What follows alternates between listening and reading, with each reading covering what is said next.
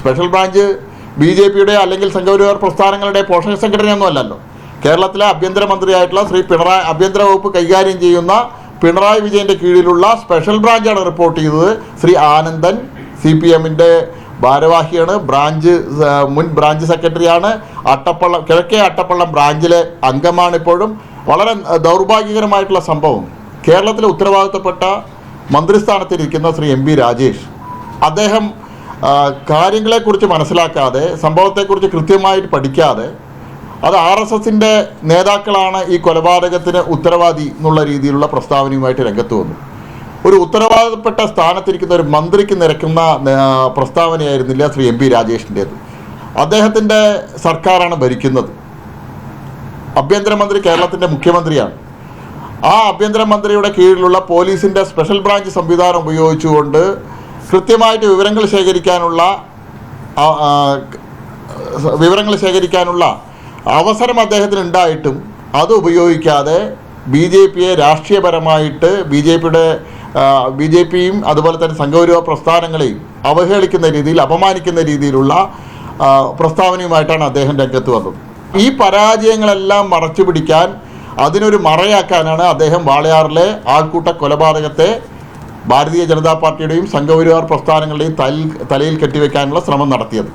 അത് ദയനീയമായിട്ട് പരാജയപ്പെട്ടിരിക്കുക. Special branch തന്നെ report ചെയ്തിരുന്നു. ആദ്യത്തെ 5 പ്രതികളെ സംബന്ധിച്ച് സ്പെഷ്യൽ ബ്രാഞ്ച് റിപ്പോർട്ട് ചെയ്തിരുന്നു. 4 പേര് RSSൻ്റെയോ അല്ലെങ്കിൽ BJPയുടെ അനുഭാവികൾ എന്നുള്ള രീതിയിലാണ് സ്പെഷ്യൽ ബ്രാഞ്ച് റിപ്പോർട്ട് ചെയ്തു. എന്നാൽ 4ാം പ്രതിയായിട്ടുള്ള ആനന്ദനെ സംബന്ധിച്ച് കൃത്യമായിട്ട് സ്പെഷ്യൽ ബ്രാഞ്ച് റിപ്പോർട്ട് ചെയ്തു. സ്പെഷ്യൽ ബ്രാഞ്ച് BJPയുടെ അല്ലെങ്കിൽ സംഘപരിവാർ പ്രസ്ഥാനങ്ങളുടെ പോഷക സംഘടനയൊന്നും അല്ലല്ലോ. കേരളത്തിലെ ആഭ്യന്തരമന്ത്രിയായിട്ടുള്ള ആഭ്യന്തര വകുപ്പ് കൈകാര്യം ചെയ്യുന്ന പിണറായി വിജയൻ്റെ കീഴിലുള്ള സ്പെഷ്യൽ ബ്രാഞ്ചാണ് റിപ്പോർട്ട് ചെയ്തത്. ശ്രീ ആനന്ദൻ CPMൻ്റെ ഭാരവാഹിയാണ്, മുൻ ബ്രാഞ്ച് സെക്രട്ടറിയാണ്, കിഴക്കേ അട്ടപ്പള്ളം ബ്രാഞ്ചിലെ അംഗമാണ്. ഇപ്പോഴും പാർട്ടിയുടെ മെമ്പർഷിപ്പുള്ള ആളാണ്. CITUവിൻ്റെ ഹെഡ് ലോഡ് വർക്കേഴ്സിൻ്റെ ചുമട്ട് തൊഴിലാളിയാണ്, ഹെഡ് ലോഡ് വർക്കേഴ്സിൻ്റെ കാർഡുള്ള ആളാണ്. ഇന്നും ചുമട് ജോലി CITU പ്രവർത്തകൻ എന്ന നിലയിൽ അവിടെ ചെയ്തു വരുന്ന ആളാണ്. വളരെ കൃത്യമായിട്ടുള്ള റിപ്പോർട്ടാണ് സ്പെഷ്യൽ ബ്രാഞ്ച് കൊടുത്തത്. എന്നിട്ടും ഇതെല്ലാം മറച്ചു പിടിച്ചുകൊണ്ട് സംഘപരിവാർ പ്രസ്ഥാനങ്ങൾക്കെതിരായിട്ടും ഭാരതീയ ജനതാ പാർട്ടിക്കെതിരായിട്ടും ദുഷ്പ്രചരണം അഴിച്ചുവിടാനാണ് CPMും കോൺഗ്രസും ശ്രമിച്ചത്. DCC പ്രസിഡന്റും കോൺഗ്രസിൻ്റെ DCC ജനറൽ സെക്രട്ടറിയും എല്ലാം ചേർന്ന് ഒരു പത്രസമ്മേളനം നടത്തി. എനിക്ക് പറയാനുള്ളത്, പ്രിയപ്പെട്ട തങ്കപ്പേട്ട, SK അനന്തകൃഷ്ണൻ നിങ്ങളെ വല്ലാത്ത കുഴിയിലാണ് കൊണ്ട് ചാടിച്ചത്. കാരണം കഴിഞ്ഞ തവണ ഈ തദ്ദേശ സ്വയംഭരണ തെരഞ്ഞെടുപ്പിൽ അവിടെ മത്സരിച്ചത് ശ്രീ SK അനന്തകൃഷ്ണനാണ്. ഇതിലെ യഥാർത്ഥ കാരണം, ഇതിന് പ്രധാന ഉത്തരവാദിയായിട്ട് കാണേണ്ടത് ശ്രീ SK അനന്തകൃഷ്ണനെയാണ്. കാരണം കഴിഞ്ഞ പഞ്ചായത്ത് തെരഞ്ഞെടുപ്പിൽ അവിടെ വിജയിക്കാനായിട്ട് വ്യാപകമായിട്ടുള്ള തോതിൽ മദ്യം ഇറക്കുമതി ചെയ്ത് അവിടെ മദ്യത്തിൽ കുളിപ്പിക്കുകയായിരുന്നു ആ വാർഡിനെ. മദ്യപിച്ചുകൊണ്ടിരുന്ന ആളുകളുടെ ഇടയിലേക്കാണ് ഈ കൊല്ലപ്പെട്ട വ്യക്തി എത്തുന്നത്.